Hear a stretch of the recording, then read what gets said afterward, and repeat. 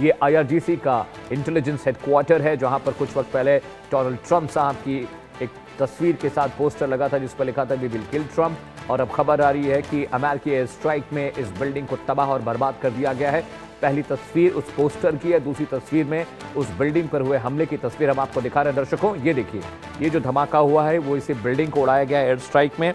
और अब अमेरिका ने एक बार फिर से ईरान पर रिटेलिएशन तेज कर दिया है।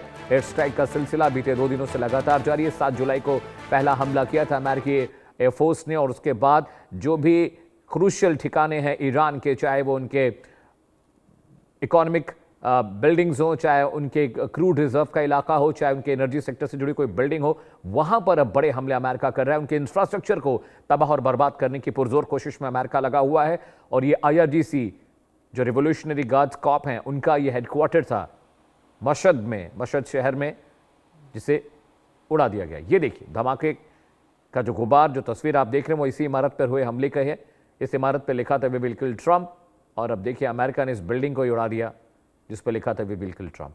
इसके अलावा जो उनके नेवी चीफ थे ईरान के, उनकी भी मौत हुई है। वहाँ पर जो बहुत बड़ा भूभाग, बहुत बड़ा हिस्सा है वहाँ पर, जहाँ पर नेवल बेस था, वहाँ पर अटैक किया था अमेरिका ने। जिस नेवल बेस अटैक में नेवल चीफ जो है ईरान के, वो भी मारे गए। तस्वीरें हम आपको दिखा रहे हैं, 2 तस्वीरें आपकी टीवी स्क्रीन पर दर्शकों।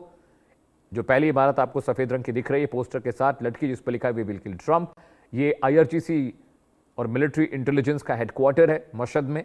इस पर हमला हुआ है कल रात को। वो तस्वीरें भी हम आपको दिखा रही हैं। धमाका जो देख रहे हैं आप, विजुअल्स जो तस्वीरें आप देख रहे हैं बाईं तरफ स्क्रीन के अपनी, वो तस्वीरें इसी इमारत पर हुए एयर स्ट्राइक की हैं। बीती रात की बड़ी मिसाइल, वहाँ पर एयर टू ग्राउंड मिसाइल के जरिए उस पर हमला हुआ है। ये तस्वीरें आपको हम दिखा रहे हैं। एक बड़ा हमला, बंकर बस्टर बम के जरिए वहां पर हमला हुआ है। पूरी की पूरी इमारत ढह गई है, जमींदोज हो गई है।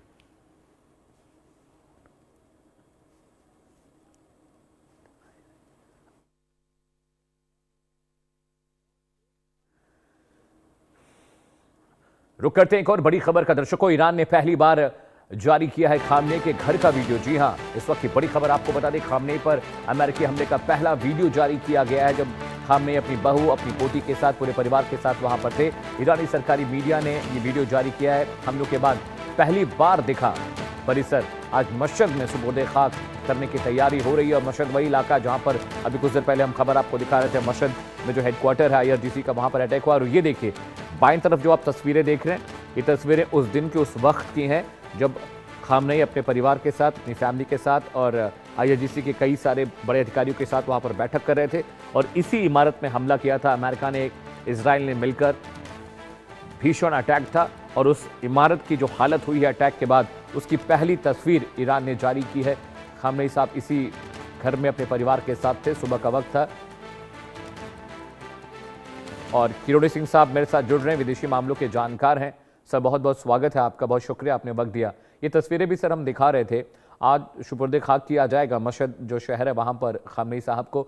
ईरान ने वो तस्वीरें भी जारी की हैं सर, जिस पर अटैक हुआ था, जहाँ पर खामनेई मारे गए थे।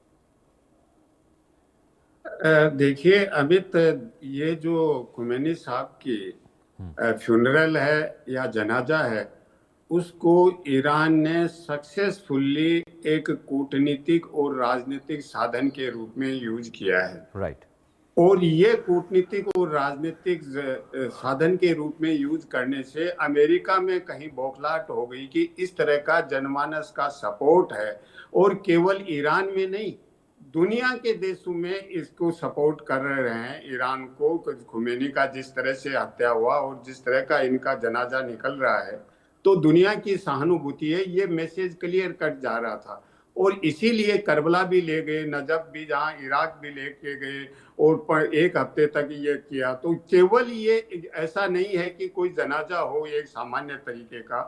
तो इसमें अमेरिका ने, देखिए अमेरिका लंबे समय से ये चाह रहा था, जब से 17 तारीख को ये MOU कंक्लूड हुआ था, तब से अमेरिका में एक मैसेज जा रहा था कि इस MOU में अमेरिका की हार हुई है, ईरान की जीत हुई है। ये क्लियर कट मैसेज था। अमेरिका कोई न कोई बहाना ढूंढ रहा था कि किस तरीके से इस MOU को डिफीट किया जाए, वायलेट किया जाए। और अब जो किया उन्होंने उन्होंने ये किया कि आज उनका जो फाइनल रीत है, वो रिचुअल है, और उसमें बहुत ज्यादा भीड़ होने का था, इसलिए जो तेहरान से मसद तक जो ब्रिज वगैरह थे वो सब तोड़ दिए, ट्रेन बंद हो गई सब। तो अब लोग बसों से वहां जा रहे हैं। तो मुझे लगता है कि ये जो फ्यूनरल का था प्रभाव, इसको कम करने का प्रयास किया गया है, लेकिन इससे अमेरिका की प्रतिष्ठा को मुझे लगता है कि धक्का लगेगा, क्योंकि मरने के बाद किसी के लिए इस तरीके का एक्सरसाइज हम नहीं करते हैं। ये सामान्य मानवीय प्रवृत्ति है, जिंदा है तब तक दुश्मन हो, लेकिन इस तरह का एक्टिविटी करना कि तेहरान और मसद तक का जितना ट्रांसपोर्ट इंफ्रास्ट्रक्चर था उसको खत्म कर देना, इससे मुझे लगता है कि पूरी दुनिया में अमेरिका के लिए गलत मैसेज जाएगा। सवाल और भी बहुत हैं। देखिए, ईरान ने तो रिटालिएट तो किया, लेकिन अब की बार एक बहुत ही कॉन्स्पिक्यूअस अमित यह है कि यूएई को बिल्कुल टच नहीं किया है। कतर जो मीडिएट कर रहा था, ईरान के साथ सहानुभूति रख रहा था, वहां पे किया है। तो बहुत से ऐसे सवाल हैं जिन पे हमें मंथन करने की जरूरत है, लेकिन अब अमेरिका किस तरीके से इसमें निकलेगा। अब फिर से अमेरिका ने शुरू तो कर दिया, लेकिन जो शुरू में जंग हुआ था फरवरी में, उसके जो मुद्दे थे वो तो वैसे के वैसे हैं। अब तो ये जो अब पिछले जंग से मुद्दे निकले थे, उन मुद्दों पे बातचीत हो रही थी और उन मुद्दों को लेके ही जंग हो रहा। पुराने मुद्दे तो हैं ही नहीं कभी ये पिक्चर में। तो आगे किस दिशा में जाएंगे, अरब कंट्रीज सब चाहते हैं, क्योंकि जो कंट्रीज अरब ममालिक हैं, विशेष रूप से गल्फ कंट्री, वो चाहते हैं कि जल्दी से जल्दी ये रुके, स्ट्राइक और काउंटर स्ट्राइक की एक्सरसाइज, और एमओयू पे वापस आया जाए, क्योंकि इनको सबसे ज्यादा नुकसान होता है।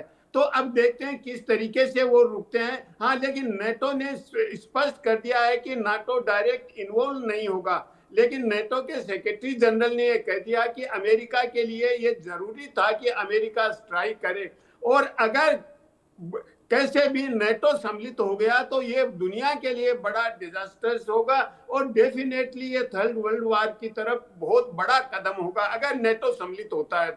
तो मुझे लगता नहीं कि इस स्टेज पे नेटो इसमें सम्मिलित होगा। अब आगे देखते हैं किस तरह से, क्या ईरान ने तो अपना काउंटर स्ट्राइक कर दिया, रिटालिएट कर दिया है।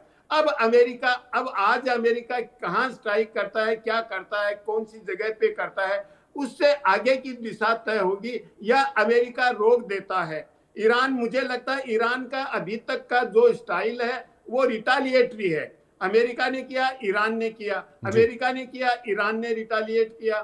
तो अब अगर अमेरिका स्ट्राइक नहीं करता है तो मुझे लगता है कि ये प्रक्रिया एक बार हॉल्ट हो जाएगा, रुकेगी नहीं, एक थोड़े समय के लिए एक पॉज आ जाएगा उसमें, और फिर बातचीत की गुंजाइश बैठ सकती है। जो बैक चैनल डिप्लोमेसी कर रहे हैं या जो मीडिएटर हैं, उनके लिए थोड़ा स्पेस बन जाएगा।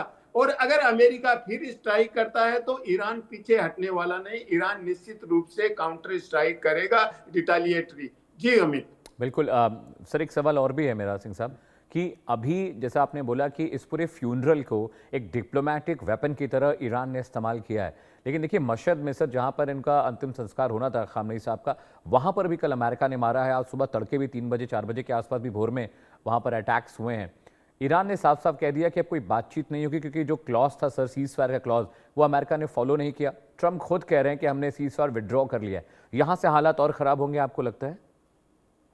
देखिए, अभी मैं ये तो नहीं कहूंगा कि एमओयू है पूरी तरह से खत्म हो गया है। अमेरिका ने कह दिया कि हमारी तरफ से खत्म है, ईरान भी कह रहे हैं कि बातचीत नहीं होंगे, लेकिन इस पूरे एमओयू को फॉलो नहीं किया, इसके लिए मैं अमेरिका को जिम्मेदार इसलिए मानता हूं कि इसमें 5 पॉइंट थे। पहला पॉइंट, चौथा, 5वां, 10वां, 11वां, 4 पॉइंट थे, वो अमेरिका को फॉलो करने थे। ईरान को केवल चौथा पॉइंट फॉलो करना था। तो ईरान ने तो सिंसियरली अपने जितने पॉइंट थे, वो एक पॉइंट था, उसको फॉलो किया, और यही उस एमओयू के 13वें पॉइंट में था कि ये 5 चीजें हैं, ये इमीडिएटली इंप्लीमेंट होंगी, ये 5 पॉइंट इमीडिएटली इंप्लीमेंट होगी, फिर नेगोशिएशन की प्रोसेस चलेगी बाकी मुद्दों को लेके। तो अमेरिका ने ये चारों ही पॉइंट हैं, इन पे कहीं भी कोई एक सक्सेसफुल एक्शन नहीं लिया। पहला पॉइंट था लेबनान को लेके। जो आगे का पॉइंट था वो था कि अमेरिका इमीडिएटली विड्रा ब्लॉकेड खत्म करेगा, वो भी अमेरिका ने नहीं किया। ये था कि फंड्स रिलीज करेंगे, वो भी नहीं किया। सैंक्शंस विड्रा करेंगे, वो भी नहीं किया। तो ये चारों काम अमेरिका ने नहीं किए, तो ईरान के सामने कोई विकल्प नहीं था कि वापस होर्मुज को ब्लॉक करे। ठीक अमित, बहुत बहुत शुक्रिया सर आपका। कुरैशी सिंह साहब जानकारी दे रहे थे ईरान के मसले पर। अब खबरों में आगे बढ़ते हैं। बड़ी खबर आ रही है पीओके से। जी हाँ, पीओके में आज आर पार की लड़ाई के मूड में जो प्रदर्शनकारी हैं, जो रेबल्स हैं, वो नजर आ रहे हैं। ज्वाइंट अवामी एक्शन कमेटी, जी हाँ, जैक ने आंदोलन को और तेज कर दिया है। पाकिस्तान सरकार को पहले ही इसे लेकर अल्टीमेटम दिया गया था।